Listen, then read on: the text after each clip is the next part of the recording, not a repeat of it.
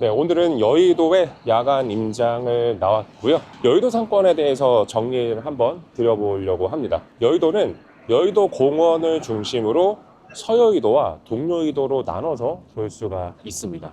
먼저 서여의도는 KBS 그리고 국회의사당이 있어서 방송과 정치 1번지라고 불릴 수 있는 그런 지역이고요. 서여의도는 동여의도 대비해서는 상권적인 발달이 그렇게 강하지는 않아요. 그럴 수밖에 없는 게 이제 서여의도에 국회의사당이 있다 보니까 보도 제한이 있어서 전체적인 건물의 높이가 그렇게 크지가 않습니다. 절대적인 배우세대의 규모가 서여의도보다 동여의도가 훨씬 더 높다라는 것을 아셔야 됩니다. 동여의도에서는 이제 IFC몰, 더현대 서울과 같은 쇼핑 시설물이 있는 상태고요. 그리고 오피스 밀집도도 상당히 높아요. 금융권 관련된 그런 기업들이 많이 밀집된 장소라고 볼 수 있고요. 그래서 한국의 월스트리트라고도 불리우기도 합니다. 여의도 평일에 사람 많은 것은 알겠는데 주말 저녁의 모습은 어떨까, 그런 부분들 때문에 임장을 나왔고요. 확실히 평일 대비해서는 거리를 다니는 사람들의 숫자가 적지만요, 여의도가 참 재밌는 상권인 것은 사실 주말에 영업을 제대로 하지 않고 토요일, 일요일 둘 다 문을 닫는 매장들도 많고, 아니면 토요일만 한정된 시간 이렇게 운영하는 곳들도 있지만은 평일 매출만으로도 다른 상권 못지않는 높은 매출이 나올 수 있다라는 점이죠. 그리고 여의도 같은 경우는 그 고객들의 가격 저항이 없는 지역 중 하나예요. 가격 저항이 없을 수밖에 없는 이유가, 저도 지금 최근에 사무실을 여의도에서 지금 쓰고 있는데요, 메뉴의 단가가 높게 형성되어 있습니다. 점심 한 끼를 제가 먹으려고 하면요, 한 12,000원 정도는 줘야지 한 끼를 먹을 수가 있고요.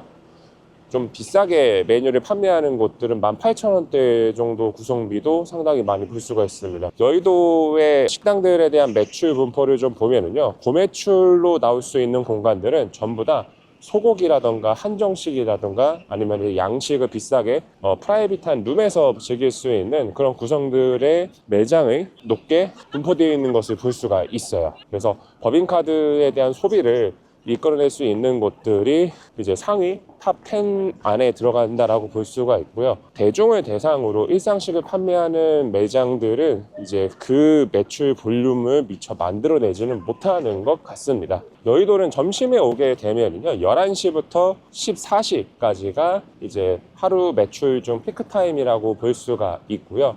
일반적인 오피스 상권의 점심이 12시부터 시작한다라고 하면은 여의도는 11시 정도가 되면은 슬슬 점심 식사를 하러 나오는 직장인들의 모습을 좀 살펴볼 수가 있습니다. 그래서 11시부터 14시 기간에 얼마나 많은 매출액을 올리느냐가 중요한 곳이 바로 여의도라고 할 수가 있어요. 그래서 한정된 시간에 매출을 올리기 위해서 할 수 있는 방법은 내가 운영하는 매장의 사이즈를 크게 확장시키는 거죠. 그래서 1회전을 돌렸을 때 더 많은 매출이 발생될 수 있게끔 넓은 면적을 확보하는 게 중요합니다. 그런데 여의도 자체가 오피스 상권으로 되어 있기 때문에 1층에서 30평 이상의 공간을 찾는다는 게 상당히 어렵거든요. 그래서 지하나 이제 큰 오피스 건물의 2층 먹상가라 그러죠. 외부에 노출되지 않는 그런 공간에서 아케이드 형태로 구성된 식당들도 매출액이 잘 나오는 특징을 가지고 있어요. 왜냐, 애초에 들어갈 수 있는 상가의 개수가 그렇게 많지 않기 때문이죠. 네. 그래서 저는 가끔 제안 드리는 게, 여의도에 지하 아케이드를 좀 보게 되면요, 상대적으로 저렴한 투자금으로 장사를 시작할 수도 있거든요. 그래서 내가 어떤 컨텐츠에 대한 전략을 제대로 가지고 있는 분들, 브랜딩에 대한 개념을 좀 잘 활용하시는 분들은 지하 아케이드 혹은 2층 상가에서 뭔가 시작을 해보시는 것도 괜찮은 전략이 될 수 있다 생각을 합니다. 이제 동여의도는 대형 쇼핑몰인 IFC몰 그리고 더현대서울이 위치해 있어서 주말에도 방문객들이 많다라는 특징을 가지고 있습니다. 반면에 서여의도를 가게 되면요, 인원이 확실히 없어요. 주말에 매출이 나오는 구조를 만들어내는 게, 동여의도는 여의도역을 중심으로 가능한 부분이 있지만은 서여의도 같은 경우에는 국회의사당역이 있긴 하지만 인근에 활성화된 장소를 쉽게 찾기가 어렵습니다. 그래서 창업을 준비하시는 분들은 서여의도와 동여의도의 차이를 명확하게 이해를 하고 준비를 하시면 좋고요. 여의도 상권은 보면은 월세에 대한 부담이 그렇게 높지는 않아요. 그래서 평당 30만 원 이하로 형성된 공간들도 숨어 있는 지역이기도 하고요. 그런데 이제 권리금이 과거보다 좀 많이 올라갔죠. 그래서 보통 20평에서 25평 정도 공간을 구한다라고 하면은 권리금이 일반적으로 6천만 원에서 7천만 원 정도는 형성이 되어 있고요. 이거는 좀 저렴한 공간들이고, 1층 상가 같은 경우 여의도형 나오게 되면은 이제 5층짜리 상가들이 좀 밀집되어 있는 거 아마 다들 보셨을 거예요. 거기 1층 세가 10평, 12평 기준으로 한 600만 원 정도가 되고요. 권리금은 1억 5천, 1억 8천 상당히 높게 형성되어 있습니다. 그러다 보니 이제 저렴하게 투자를 해야 되는 분들은 이제 그런 장소를 들어가기는 좀 어려운 거죠. 오늘은 대통령 탄핵 관련된 인파들이 여의도에 많이 몰려와서 주말임에도 불구하고 좀 주중의 모습과 유사할 정도로 가게에 사람들이 좀 채워져 있는 모습을 좀 볼 수가 있고요. 그래서 특이사항이 이렇게 생기게 되면은 인파가 늘어날 때도 있고 인파가 반대로 줄어들 때도 있죠. 여의도 상권에 가장 큰 영향을 줬던 것을 꼽는다라고 하면은 IFC몰과 더현대 서울을 꼽을 수 있습니다. IFC몰 같은 경우에는 2012년에 만들어지게 됐고요. 더현대 서울은 2021년에 만들어졌어요.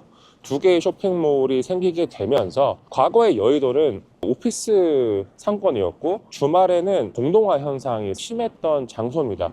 굳이 주말에 여의도를 와야 할 이유가 없는 거예요. 날씨가 좋은 봄이나 여름에 한강공원을 찾아가거나 여의도 공원을 가는 인파는 있을 수가 있는데 상업 지역에는 사람들이 적었던 특징들이 있었는데요. 지금은 IFC몰 그리고 더현대 서울을 찾아오는 MZ세대들이 많이 늘어나게 되면서 지하철역에서 쇼핑몰로 가는 그 에스컬레이터 길이 있거든요. 그 항상 가득 메워져 있는 것을 확인할 수가 있습니다. 그만큼 여의도 상권의 다양성을 좀 만들어준 게 IFC몰과 더현대 서울이라고 볼 수가 있을 것 같아요. 저도 사무실을 지금 여의도를 쓰다 보니까 IFC몰 그리고 더현대 서울 자주 가게 되는데요. 점심 저녁 가리지 않고 항상 사람이 많은 것을 볼 수가 있어요. 그리고 이제 인근에서 근무를 하는 직장인들도 그곳을 이용하지만은 외부에서 찾아오는 수요도 있고요. 그리고 외국인들의 방문이 상당히 늘어났다는 점입니다. 그런 부분들이 여의도 상권이 앞으로 좀 더 많은 변화가 있지 않을까를 기대하게 되는 것 같아요. 여의도 상권에서 어떤 창업을 준비할 때 우리가 좀 주의해야 될 점은 좀 허름한 구축 상가이어도요. 보통 요구하는 관리비가 다른 지역들 대비해서 거의 2배에서 3배 정도는 된다라고 보면 될 것 같아요. 제가 예전에 2층 상가에 대한 임차 조사를 했었을 때 제가 확인했던 매물의 임차 조건이 350만 원 수준이었거든요. 25평에 이제 350만 원인데 관리비가 70만 원입니다. 꽤 높은 편이라고 볼 수가 있어요. 그래서 대형 아케이드 상가 같은 경우는 관리비만 해도 200만 원 이상, 면적이 넓은 경우는 300만 원 이상이 되는 경우도 있기 때문에 항상 관리비와 월세를 더한 값을 임차료라고 생각을 하시면서 투자에 대한 판단을 꼭 하셔야 됩니다. 오늘은 진짜 사람이 많은 편이네요. 네. 요즘 임장을 더 많이 다니고 있습니다. 오늘도 대치동 그리고 방배역 인근 상권을 좀 갔다가요. 다시 여의도로 돌아와서 사무실에서 근무하다가 지금 야간에 잠깐 나온 상태고요. 계속 많이 다니다 보면은 생각이 좀 더 정리가 되는 것 같아요. 요즘 어떤 상권을 보러 다닐 때 무작정 그 지역만을 보는 게 아니라 클라이언트들의 좀 매장을 찾는 일들을 계속 하고 있거든요. 확실히 목적이 있는 방문을 하다 보니 그 컨텐츠에 맞는 위치가 어디여야 될지 그리고 현재 그 지역의 부동산적인 상황이 어떤지를 좀 더 객관적으로 판단할 수 있게 되는 것 같습니다. 임장이 정말 중요한 이유는요. 내 머릿속에 있었던 지금까지의 경험을 기반으로 어떤 결정을 하잖아요. 그러면은 그 선택이 틀릴 가능성이 되게 높습니다. 항상 임장을 통해서 현재 모습이 어떤지 우리가 제대로 검증하는 것이 필요해요. 그 검증을 제대로 하지 않는다. 결국 그거는 상권 분석이 아니라 그냥 감으로 선택을 하게 되는 결과를 낳을 수밖에 없습니다. 최대한 여러분이 고민하는 어떤 지역이 있다라고 하면은요. 현장의 모습을 최대한 많이 눈으로 담아 보셨으면 좋겠어요. 생각했던 대로의 모습일 수도 있지만 의외의 모습을 보이는 경우들도 많습니다. 항상 상권 분석은 찰나를 기준으로 하는 게 아니라 긴 호흡을 가지고 이 지역의 아침, 점심, 저녁이 어떻고 사람들이 실제로 소비하는 곳은 어디고 매출이 잘 나오는 곳은 어디고 매출이 안 나오는 곳은 어떤 것인지 그리고 잘 되는 매장과 잘 되지 않는 매장의 이유가 어떤지까지 한번 정리해 보시면요. 여러분이 찾아야 되는 상가 그리고 그 컨텐츠에 적합한 위치가 어디인지 좀 더 판별 내리기가 좋고요. 그리고 이 상가가 권리금 5천만 원을 줄 가치가 있는 건지 7천만 원의 가치가 있는 건지 가치에 대한 판단을 할 줄 아는 것이 제일 필요하다고 생각을 합니다. 결국 많이 다닐 수밖에 없어요. 저는 상권 분석은 결국 많이 다닌 놈이 잘할 수밖에 없다라고 생각을 합니다. 책상에 앉아서 어떻게 상권의 모습, 사람들의 소비 패턴을 찾아낼 수가 있겠어요.